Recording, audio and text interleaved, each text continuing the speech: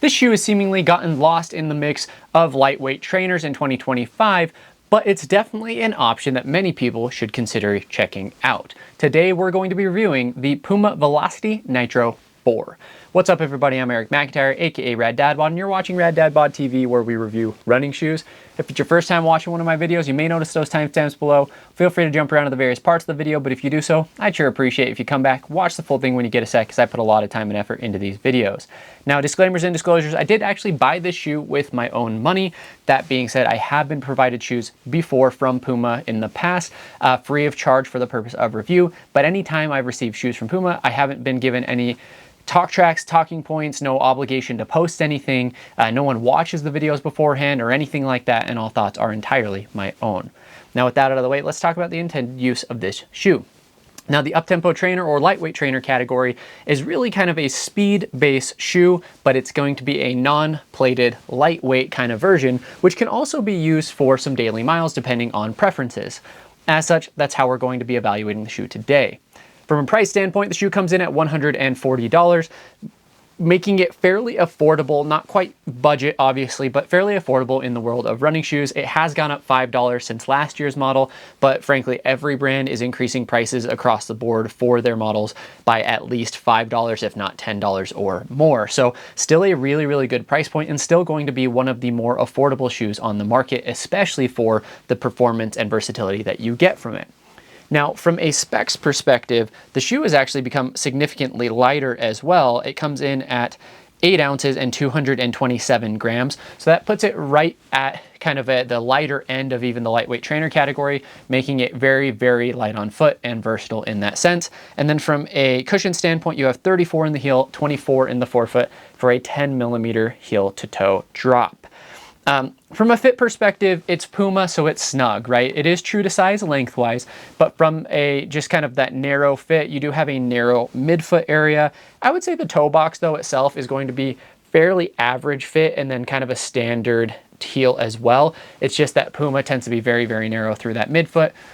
I would say it's a little bit better than previous models or other models of Puma, but again, still kind of a more narrow fit overall. Now the upper is going to be an engineered mesh, and you do have some power tape overlays, right? So kind of the Puma logoing and detailing, as well as kind of that heel counter there, and a little bit in the toe cap area as well. So you have those overlays. They give the upper a little bit more structure. Otherwise it would be pretty flimsy. However, that breathable mesh is really, really nice. You also have a very, very thin gusseted tongue, which allows for really, really nice lockdown, and a fairly cushioned heel actually. And so for a lightweight trainer, you actually get a lot of premium cushion and comfort, which is not, I don't want to say it's super uncommon, but it's not really where a lot of brands go with this type of model. So it is nice to have.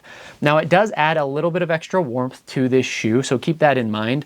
But the upper itself is comfortable, and you do get some really good lockdown, and it's not so hot that, you know, your feet are going to be sweating any more than most shoes on average, but compared to the category, it may be a little bit warm. But what's nice is that extra plush does give it some more versatility or comfort. If you want to take the shoe a little bit longer, you have like a little bit more forgiveness, I guess, for your feet, a little bit more plush for that pure comfort. Now, moving to the midsole, you have the Nitro foam, and my understanding is this version of Nitro foam is going to be a supercritical TPE. It's softer than some Nitro foam versions in the past, but when running, I do feel like this foam firms up quite a bit, especially the faster that you run. And I do feel like while it's not crazy noticeable, it does firm up a little bit in the cold as well. Now, what's nice is it's going to be soft, it's going to be responsive. This shoe, with the weight as well as the supercritical foam, allow you to really get some nice turnover and really pick up the pace, which is really, in my mind, the point of a shoe like this. But there's enough cushion underfoot that I actually did 15 miles in this last weekend, or a couple of days ago. I did 15 miles in the shoe and really felt comfortable and felt protected and supported underfoot as well. I was out for, it was an easier run, so I was out for over 2 hours, and again, my feet weren't any more or less destroyed than they would have been from a more cushioned or faster shoe. So the foam finds a really good balance of being able to go responsive, or being able to go fast and go far, but still give you the comfort to potentially go easy in the shoe. So really, really nice versatility there.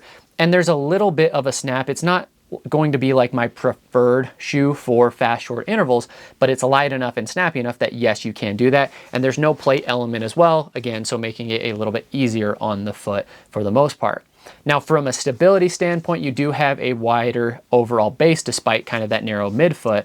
And so you do get some really good stability. The foam is not actively mushy or squishy. It's just soft and compressive, but it rebounds very quickly. It's very resilient. So you get some of that versatility there. Nitro foam, honestly, it's pretty noticeable, the brands that are moving away from PEBA foams and moving towards ATPU, TPEE, right, kind of that category. Those brands seem to have put out shoes this year that just seem a notch above for the most part in the industry. Really, really impressive, really responsive, and generally fairly comfortable underfoot as well. Moving to the outsole, you have the Puma Grip outsole, and I think honestly they probably could have gone with a more minimal, not coverage, but thickness. It is a decently thick outsole. But Puma Grip is very, very good. It grips the ground actively. You can feel it gripping the ground. You are not going to be slipping and sliding around if you are wearing Pumas on foot.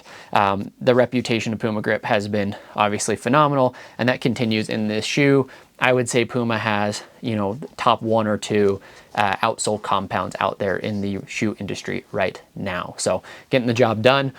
So with that in mind, I mean, those who are Puma's, you know, one of the title sponsors of High Rocks, obviously. So those who are going to be doing High Rocks, and you know you need to have that grip on the sleds, on that carpet, the Puma Grip, even on the Velocity Nitro, as opposed to the Deviate Nitro Elite, right? If you want a shoe that's non-plated, you want something a little bit more forgiving, right? That's going to be a really good grip underfoot for you, which brings me to who is the shoe for, right? I think the one knock, and it's not a negative, but the one thing I'll say is 10 millimeter drop nowadays is aggressive, right? It really does put you up on your toes. And for me, it's not my preferred drop. I think that's, for me, what's preventing this shoe from being the top tier of kind of the lightweight trainer category, where I have like the Evo SL, the Rebel V5, the Tier Maverick, right?